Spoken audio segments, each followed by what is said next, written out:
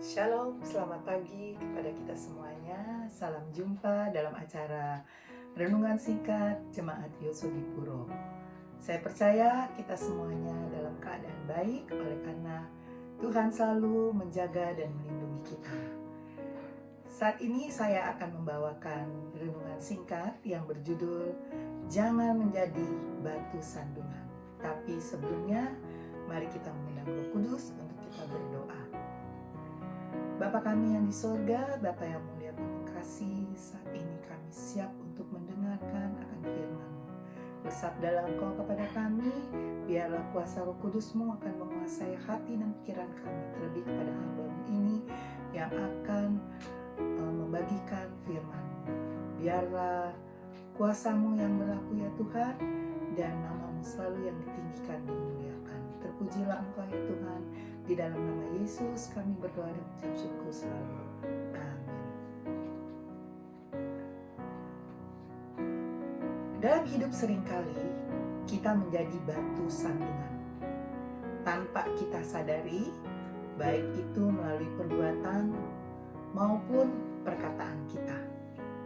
Sehingga dengan itu, kita menghalangi saudara-saudara kita untuk mengenal Tuhan lebih dekat di dalam kehidupan mereka. Saya bawa ini juga dalam ayat di Roma 14 ayat 21 dan 22. Kita bisa baca bersama-sama. Baiklah engkau jangan makan daging dan mie atau minum anggur atau sesuatu yang menjadi batu sandungan untuk saudaramu. Berpeganglah pada keyakinan yang engkau miliki itu bagi dirimu sendiri di hadapan Allah. Berbahagialah dia yang tidak menghukum dirinya sendiri dalam apa yang dianggapnya baik untuk dilakukan. Dari ayat ini tentunya kita bisa mengerti, kan? Kita sebagai umat Tuhan yang tahu akan kebenaran firman Tuhan, yang tahu akan nasihat-nasihat firman Tuhan. Biarlah di dalam kehidupan kita ini, kita boleh melakukan apa yang baik, yang tidak menjadi batu sandungan dari saudara-saudara kita semuanya, supaya kita bisa mengenalkan Tuhan kepada mereka. Karena kalau kita menjadi batu sandungan, kita tentunya mempermalukan Tuhan kita sendiri. Dia sedih melihat kita kalau kita selalu melakukan hal-hal yang tidak baik, yang sebenarnya kita tahu, tapi kita melakukannya dan saudara-saudara kita melihatnya.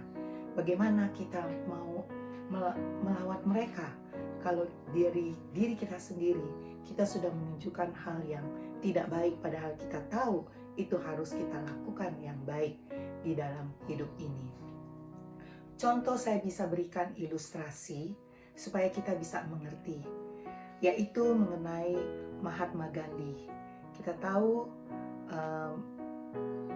dia pada waktu masa sekolahnya, dia tertarik kepada Alkitab. Dan dia tersentuh secara mendalam ketika dia membaca kitab Injil. Dia ingin menjadi seorang Kristen. Pada suatu kali dia hendak pergi ke gereja.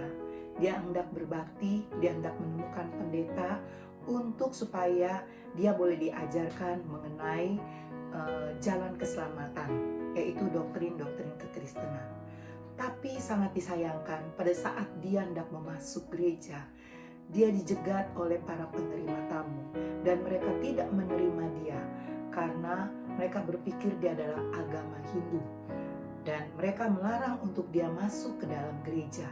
Di situ Mahatma Gandhi sangat sedih dan dia meninggalkan gereja itu dan dia berkata bahwa orang Kristen mempunyai perbedaan-perbedaan kasta.